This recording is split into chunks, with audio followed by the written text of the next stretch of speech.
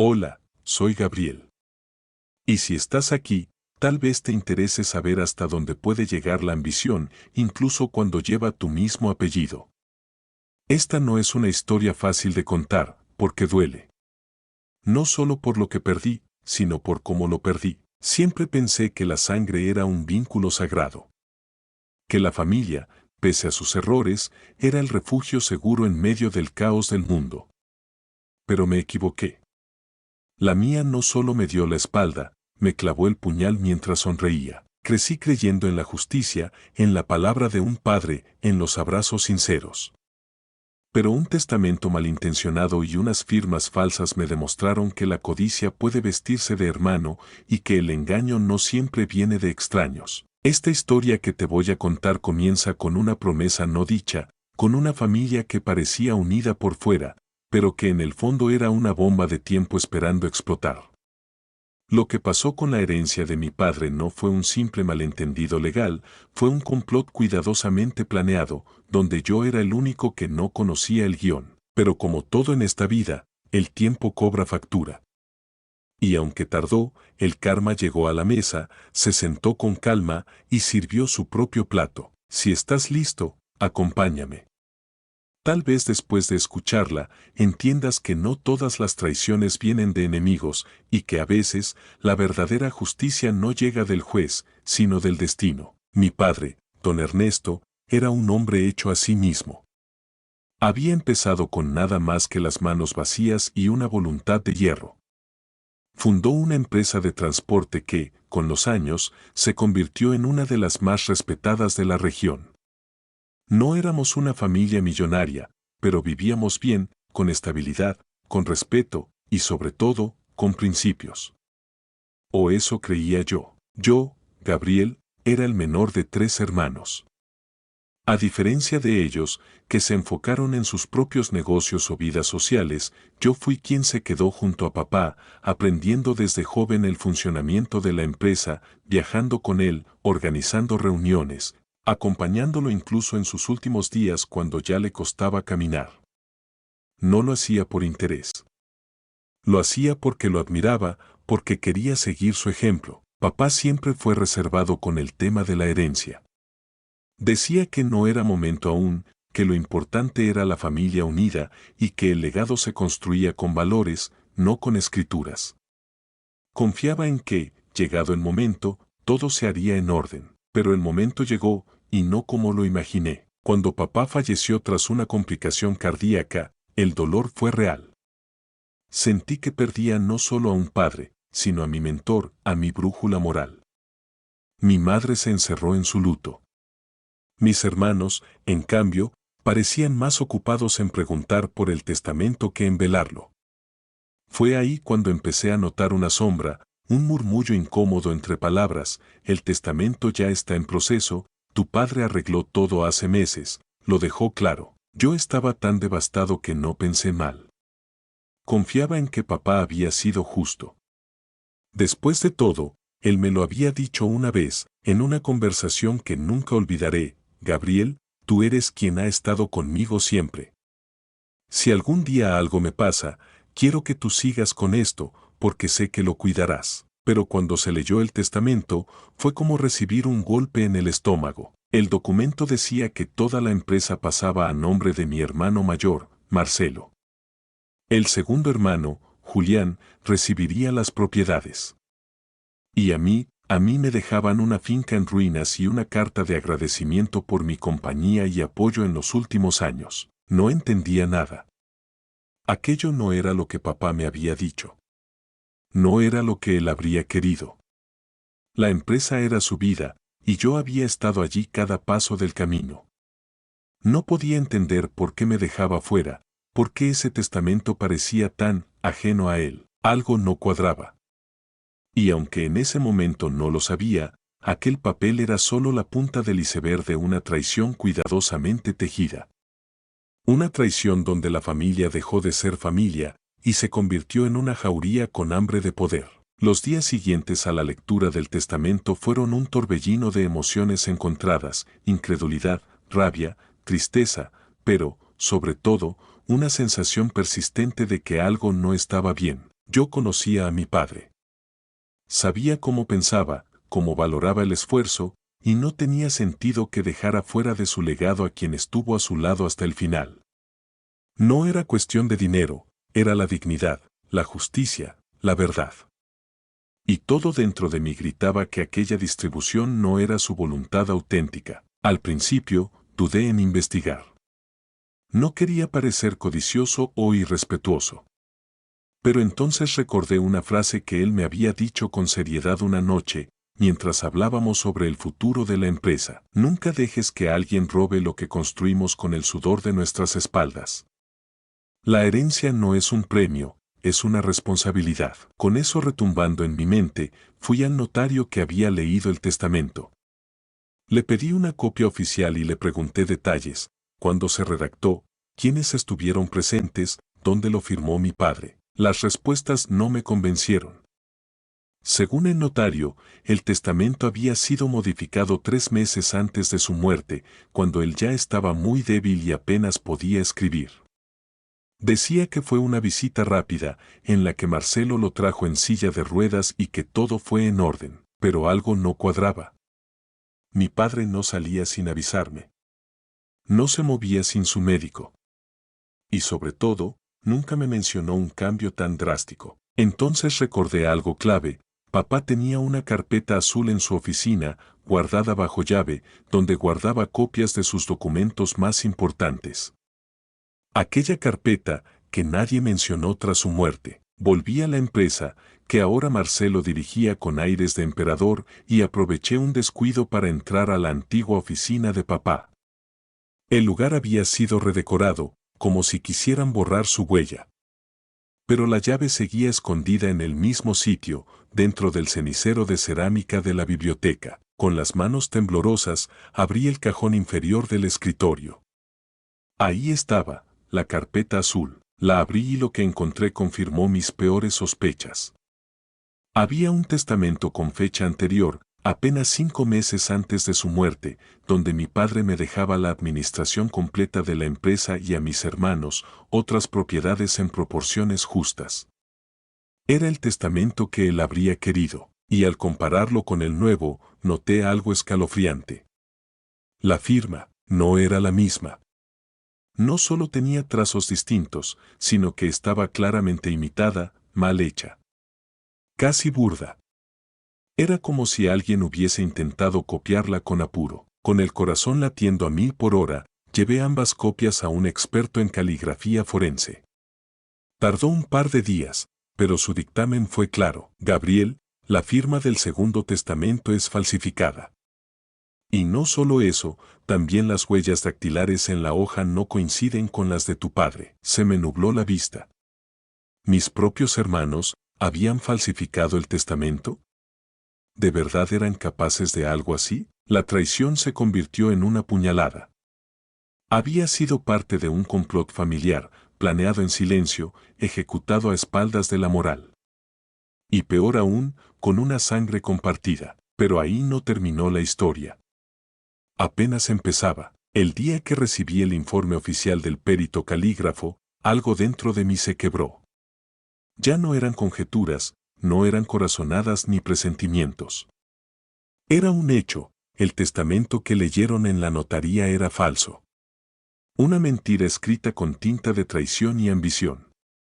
Mis hermanos, mi propia sangre, habían cometido un crimen frío y premeditado. Durante días me costó siquiera pronunciar sus nombres sin sentir un nudo en la garganta.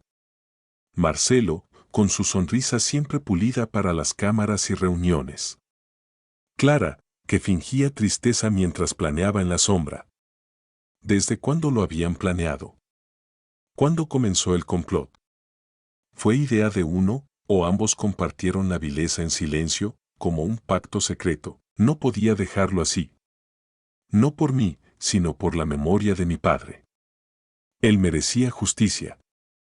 Y si alguien creía que iba a quedarme de brazos cruzados, estaba a punto de descubrir cuánto me parezco a él cuando me empujan al límite, pero no podía actuar sin una estrategia.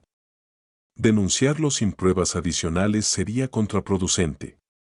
Necesitaba más, grabaciones, correos, testigos, algo que demostrara que no fue un error administrativo, sino una conspiración familiar. Fue entonces cuando decidí acercarme al eslabón más débil, don Elías, el contador de la empresa, que había trabajado con papá por más de 30 años. Un hombre leal, de voz pausada y manos temblorosas, pero con una memoria prodigiosa. Lo cité en una cafetería discreta. Me observó con desconfianza al principio, como si supiera que sus palabras podían ponerlo en peligro. Don Elías, le dije sin rodeos, necesito saber la verdad. Sé que el testamento fue falsificado. Y estoy seguro de que usted sabe algo más. Se quedó callado un momento, removiendo el café con la cucharita como si su conciencia estuviera decidiendo si traicionar a quienes lo rodeaban o salvar la verdad. No puedo vivir con esto más tiempo, hijo, me dijo al fin, con la voz quebrada. Vi a Marcelo entrar a la oficina del abogado días antes de la muerte de tu padre. Llevaba unos documentos y tenía una copia del testamento original. Luego, todo cambió. Me pidieron que ajustara registros contables retroactivamente, que eliminara ciertas entradas. Me negué. Me amenazaron con despedirme y con hacer daño a mi nieto. Aquellas palabras me helaron la sangre. Con su permiso, grabé la conversación completa. Luego, con su ayuda, obtuve copias de correos electrónicos que Clara había enviado desde una cuenta secundaria, presionando al abogado para acelerar el trámite del Nuevo Testamento. Incluso había transferencias sospechosas a una cuenta del notario, justo antes de la lectura del documento. Ahora tenía todo. La verdad, por fin, comenzaba a emerger desde las grietas que el egoísmo de mi familia había intentado sellar con promesas falsas. Y así lo hice. Hay un momento, justo antes de que una tormenta se desate, en el que el aire se vuelve denso, casi irrespirable. Es ese instante en que todo parece estar en pausa, pero el corazón late con furia, anticipando el estruendo que se avecina. Así me sentía yo. Tenía las pruebas. Tenía los documentos, la grabación de don Elías, las transferencias bancarias, los correos ocultos y el informe caligráfico. Todo estaba listo para exponer el fraude. Pero aún así, el paso que venía no era fácil: denunciar a mi propia familia. No solo ante la justicia, sino ante el mundo. Durante días no dormí bien. No dejaba de imaginar el rostro de mi madre, que había fallecido años atrás, si supiera en qué se habían convertido sus hijos. Pensaba en mi padre, en su mirada severa pero justa, y en lo que me diría si pudiera verme, pero no podía permitir que el miedo a la vergüenza familiar me detuviera. Ellos no se detuvieron cuando falsificaron la firma de papá. No se detuvieron cuando me despojaron, cuando conspiraron para sacarme del legado que habíamos construido en familia. Entonces, ¿por qué debía hacerlo yo? Fui directo a la Fiscalía de Delitos Patrimoniales. Llevé un expediente completo, perfectamente ordenado, con copias notarizadas de cada prueba. La fiscal que me atendió, una mujer joven, de ojos agudos y semblante firme, escuchó con atención todo lo que tenía que decir. Cuando terminé, me miró con una mezcla de respeto y pesar. Gabriel, esto va a hacer ruido, me advirtió. Estamos hablando de falsificación de documentos, fraude testamentario, corrupción de notario. Y todo en el marco de una familia poderosa. Va a haber represalias. Que venga el ruido, le dije sin vacilar. Prefiero que la verdad haga temblar los cimientos, a seguir caminando sobre una mentira. El proceso se activó con rapidez. En menos de 2 semanas, el juez ordenó el congelamiento de todos los bienes testamentarios. La empresa quedó intervenida provisionalmente y los implicados fueron citados a declarar. Marcelo fue el primero en enterarse. Su reacción fue violenta. Me llamó esa misma noche. ¿Cómo te atreves?, gritó por el teléfono. ¿Vas a destruir a tu propia familia por unos papeles? Ustedes destruyeron la familia cuando decidieron robarle la memoria a papá, respondí con una frialdad que no sabía que tenía. Yo solo estoy restaurando lo que ustedes ensuciaron. Luego llamó Clara. Ella fue más sutil, como siempre. Gabriel, ¿de verdad quieres arrastrarnos a todos por esto? Podemos arreglarlo. Podemos sentarnos, negociar. Nadie más tiene que saberlo. Ya no se trata de arreglos, le dije. Se trata de justicia. Y eso no se negocia. Las noticias no tardaron en explotar en los medios. Herederos enfrentados por fortuna familiar. Empresario denuncia a sus hermanos por fraude de testamento. Corrupción en la alta sociedad, un notario implicado en red de falsificaciones. Los medios no se saciaban. Las cámaras rodearon la entrada de la empresa. Los periodistas acampaban frente a las casas de Marcelo y Clara. El apellido que habían tratado de engrandecer con falsedad ahora era sinónimo de escándalo. Lo más duro fue enfrentar el juicio. Ver a mis hermanos sentados frente a mí en la sala, evitando mi mirada. Ver cómo sus abogados trataban de invalidar pruebas, de desacreditar testimonios. Pero la verdad era sólida. Imposible de desmontar. Y mientras todo eso ocurría, yo no sentía odio. Sentía tristeza. Porque el mayor daño no fue al patrimonio ni a la empresa, sino al lazo sagrado de la familia. Un lazo que ellos mismos rompieron cuando eligieron la avaricia por encima de la sangre. Aún así, sabía que la tormenta no duraría para siempre. Después del estruendo, siempre llega la calma, y la justicia también. El día de la sentencia llegó envuelto en una atmósfera tensa, casi fúnebre.